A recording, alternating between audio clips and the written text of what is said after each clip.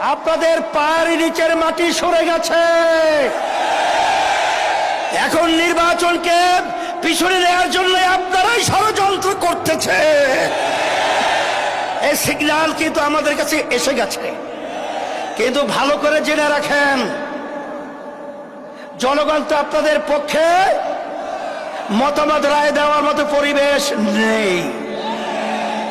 এখন আপনারা গুন্ডামি, সেন্টার দখল, বিভিন্ন সন্ত্রাসীর মাধ্যমে আপনারা ক্ষমতার চেয়ারে বসবেন। সেদিন ভুলে যান। এখন বাংলাদেশের মানুষ সজাগ রয়েছে। আর আমাদের বাংলাদেশের সম্পদ আর গুন্ডামি চুরি করে, ডাকাতি করে, আর বিদেশের দাবিদারদের প্রভুদের কাছে দিয়ে যাবে না, যেতে পারবে না ইনশাআল্লাহ। আসসালামু আলাইকুম ওয়া রাহমাতুল্লাহি ওয়া বারাকাতুহু। আলহামদুলিল্লাহি ওয়া কাফা ওয়া সালামুন আলা ইবাদিহিল্লাযীনা ইসতাফা। আম্মা বা'দ। فأعوذ بالله من الشيطان الرجيم. بسم الله الرحمن الرحيم. وتلك الأيام نداولها بين الناس. صدق الله العلي العظيم. সবাই দুরূদ শরীফ পড়ি। আল্লাহুম্মা সাল্লি আলা সাইয়্যিদিনা ওয়া নাবিয়িনা শাফিঈনা ওয়া হাবিবিনা ওয়া মাওলানা মুহাম্মদ সাল্লাল্লাহু আলাইহি ওয়া আলা আলিহি ওয়া আসহাবিহি ওয়া বারাক ওয়া সাল্লাম। শুকরিয়া আদায় করতেছি মহান রব্বুল আলামিনের দরবারে।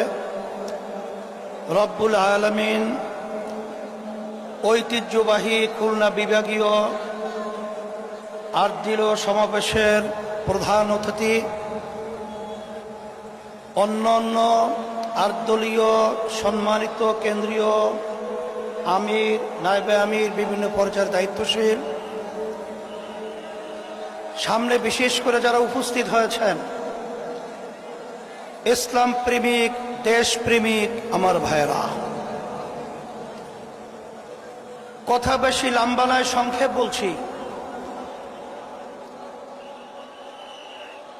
৭১ দেশ স্বাধীন হয়েছিল মৌলিক ৩টা স্লোগানের মাধ্যমে: সাম্য, মানবিক মর্যাদা, ন্যায় বিচার প্রতিষ্ঠা। লক্ষ লক্ষ মানুষ জীবন দিয়েছিল, পঙ্গু হয়েছিল। যে আশা, যে আকাঙ্ক্ষা নিয়ে, কিন্তু